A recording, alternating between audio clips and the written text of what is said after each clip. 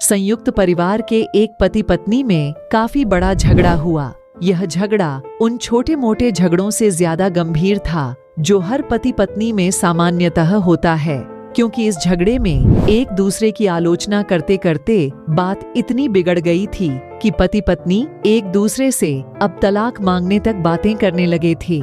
संयुक्त परिवार के बाकी के सभी लोग बहुत परेशान हो गए। वह सब किसी तरह इन दोनों को समझाकर इस झगड़े का अंत करना चाहते थे। जब सभी के प्रयास काम नहीं आए तो वे लोग पति पत्नी के इस जोड़े को घर के सबसे बुजुर्ग सदस्य यानी दादाजी के पास लेकर गए। जब दोनों पति पत्नी दादाजी के कमरे में प्रवेश किए तो दादाजी ने उन दोनों को बैठने के लिए कहा और फिर पूछा कि बताओ तुम्हारी समस्या क्या है। दोनों पति पत्नी एक साथ बोल पड़े और एक दूसरे पर आलोचनाओं की झड़ी लगा दी।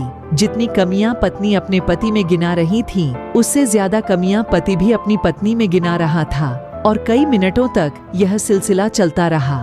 दादाजी ने भी इन दोनों को नहीं रोका और इनको अपना अपना गुस्सा एक दूसरे पर उतारने दिया।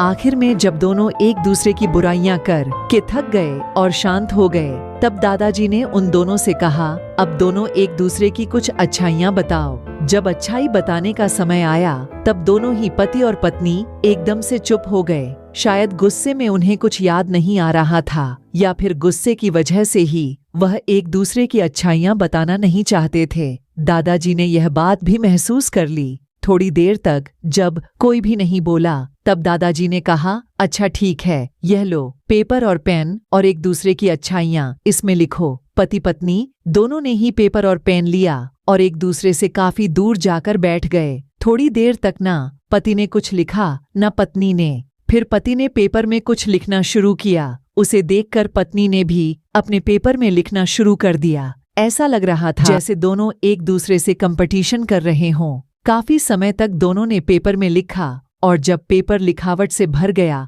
तब दोनों ही अपना अपना पेपर लेकर दादाजी के पास उन्हें देने के लिए गए। दादाजी ने उन दोनों के ही पेपर लेने से मना कर दिया और कहा कि अपने अपने पेपर एक दूसरे को दे दो और अब एक दूसरे के पेपर पढ़ो। पति ने पत्नी को और पत्नी ने पति को अपन पेपर दे दिया। वे एक दूसरे के पेपर पढ़ने लगे। थोड़ी देर बाद पति और पत्नी दोनों के ही आंखों में आंसू थे। पेपर में अपने बारे में लिखी अच्छाइयां पढ़कर पत्नी तो फूट फूट कर रोने लगी। पत्नी को रोता देख पति उसे चुप कराने के लिए दौड़ पड़ा और माफी मांगते हुए उसे मनाने लगा। पत्नी ने भी पति की माफी मांगी और माहौल ऐसा हो गया जैसे कभी कोई झगड़ा हुआ ही नहीं था। दोस्तों, कमियां और खूबियां जगत के हर इंसान में होती है। अब ये हमारे ऊपर होता है कि हम कमियां देखकर अपने जीवन को नर्क बना लें या खूबियां देखकर अपने जीवन को स्वर्ग बना दें।